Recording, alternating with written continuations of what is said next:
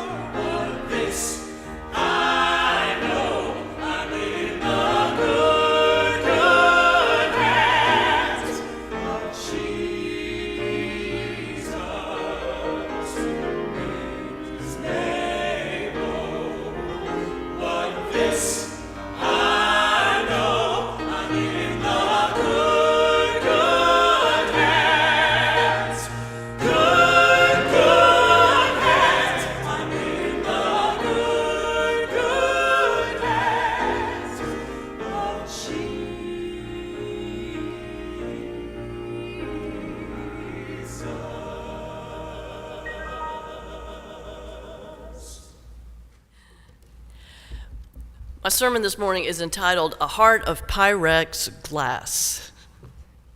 And it's going to be a pretty short sermon, actually, shorter than I usually give. I know I have spoken about my Aunt Sudie in this pulpit before, down in Gaffney, South Carolina.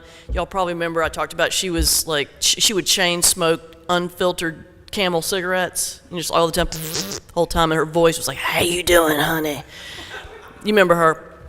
One thing I don't think I've shared with you though, is she was such a great storyteller, and she would always time her stories by her cigarettes, so she knew when to stop it makes you a good storyteller that you don't go on and on. And so she would just light up a camel, start into some big old tale, and tell it and puff until the ash got to be like this big, and it was dangling over the plastic coverings on the chair. And finally, she would just flick it off, put out the cigarette, and go, and that's what I know about that.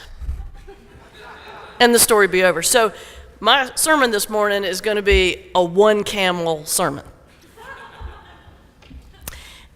I am the world's most dangerous person in the kitchen. I don't know if I have other people here that would step up and admit it, but if something can be dropped or cracked or knocked down, I will do it. As a matter of fact, a few months ago at our cabin in Wisconsin, I dropped, still feel horrible about this, one of Toby's great grandmother's beautiful china serving dishes. Oh my gosh. I was drying it and it slipped out of my hands and it just hit the floor. Bang. Thank goodness it broke into large pieces. So I snuck it back to New York. I mean, he knew it broke, but I snuck it back in my suitcase, and I'm now trying to piece it together piece by piece. And you can only glue one piece at a time, and then you wait for it to dry in the sun. So it's like halfway done. And I thought if it worked, I could surprise him with it at Christmas, if I can manage to fix it. Unless he's watching right now, which just dawned on me, he might be. So, surprise.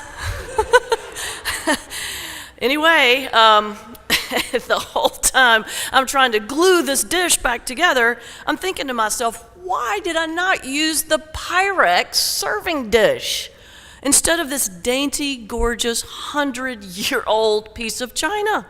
I mean, y'all know Pyrex, right? That like indestructible glass that's made by Corning. I mean, it's used in everything from cookware to the Hale telescope out in Palomar, California. And the glass is created through a melting process which requires exceptionally high temperatures over long periods of time. The end product is able to take extreme temperature swings and is virtually unbreakable, i.e., safe from people like myself. Now, while it's a familiar concept in manufacturing, the idea of making something stronger by exposing it to extreme heat is also familiar in life. I mean, we've all heard the old saying, what doesn't kill us makes us stronger. We all have to face challenges in this life. We all have to face the fires of life. And the question is, how do you face those fires and come out stronger? Said another way, how do you forge a heart of Pyrex glass? One solution is found in our wonderful story that Catherine read for us this morning. Story in Genesis about Jacob wrestling with the angel. And I'd like to thank BJ for the inspiration for this sermon. I know, BJ's like, what? The inspiration for this sermon and for the scripture today because of your prayer last week. If you were here, you heard it, BJ gave this beautiful prayer, and he talked about standing in need of a blessing. And that phrase just hit me. And I thought, well, let's just keep talking about it. So I thought it'd be a good sermon topic today. And in our story, Jacob is attacked by, we're not totally clear. At first it talks about it's a man, and then sometimes it's an angel or the divine and human form. But rather than giving up, Jacob holds on to this figure, this angel we'll call it, and does something audacious. He looks the figure in the face, and after wrestling with him all night, he says, I will not let you go unless you bless me. The nerve. Yet what happens? God, the angel, the divine figure, gives him that blessing and a new name. And he is transformed, and the new name is Israel, which means God prevails. Instead of letting this struggle defeat him, Jacob turns it into a blessing, something that made him stronger for the days ahead. So I ask you this morning, what do you wrestle with in life? What fires or high temperatures do you face? And what would happen if you took hold of that issue, looked it in the eye, and said, I will not let go unless you bless me? What would happen? I mean, do you face a job loss? Well, perhaps you would receive a blessing of faith. Do you perhaps face a medical crisis? Well, maybe by holding on and demanding a blessing, you might receive a blessing of courage. Are you facing relationship problems? Well, perhaps you would receive a blessing of humility. Or if you were trying to get cross town this week with the UN in session, perhaps you would receive a blessing in patience. As many of you know, Mexico has been rocked by not one, not two, but 3 major earthquakes in the past week or so. And just yesterday, a 6.1 magnitude hit after a 7.1 last Tuesday and an 8.1 the week before. More than 400 people have been reported dead so far. 400. Martin Mendez, a locksmith in Mexico City, said he was working in a building when it collapsed. And he was trapped in the rubble for 17 hours. In fact, 3 other people came down from other floors on top of him, one breaking his leg. And the rescuers, they could hear them yelling outside, is anyone there alive? And they would yell back, but the rescuers couldn't hear them through the rubble. Mendez said they were so scared that they wouldn't be found, scared that their air would run out. But he said throughout the trial, he kept his faith. And I quote, I just kept holding on to the belief that I was going to get out alive. In short, Mr. Mendez wrestled with the angel and said, I am not going to let go until you bless me. Well, Wednesday morning, they were pulled out. We all face the fires of life.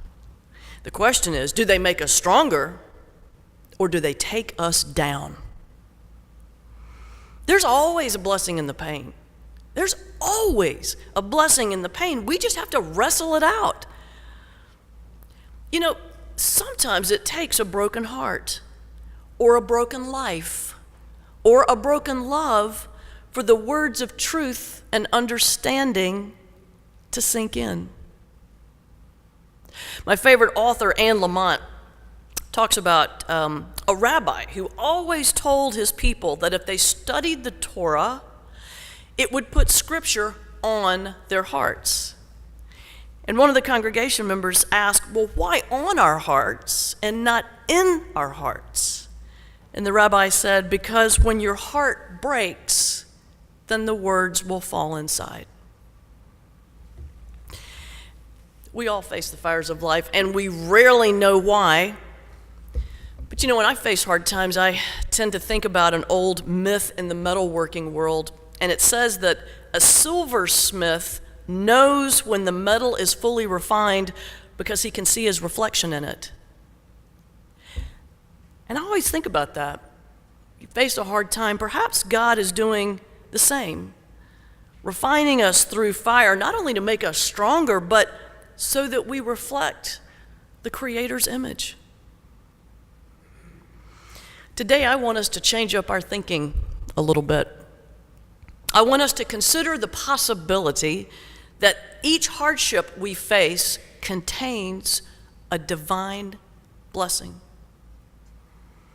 Next time you face the fire, ask for the blessing. Wrestle it out. Face the fires of life and come out stronger. Forge yourself a heart of Pyrex glass. And I will leave you this morning with words that I think capture this sentiment the best. It's a beautiful prayer by Rabbi Rami Shapiro. May we discover through pain and torment the strength to live with grace and humor. May we discover through doubt and anguish the strength to live with dignity and holiness. May we discover through suffering and fear the strength to move towards healing. And may it come to pass that we be restored to health and vigor. May life grant us wellness of body, spirit, and mind. But if this cannot be so, may we find in this transformation and passage moments of meaning, opportunities for love, and the deep and gracious calm that comes when we allow ourselves to move on. And the people said, Amen.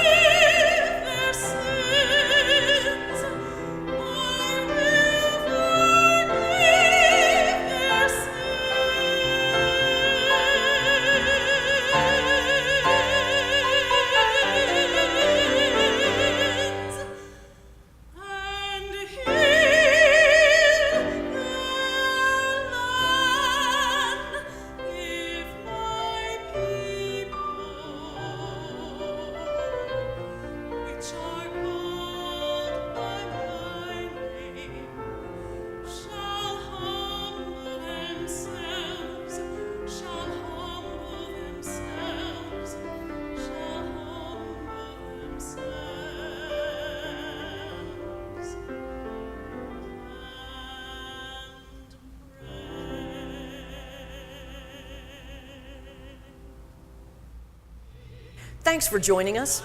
Madison Avenue Baptist Church is located at 31st and Madison Avenue in New York City.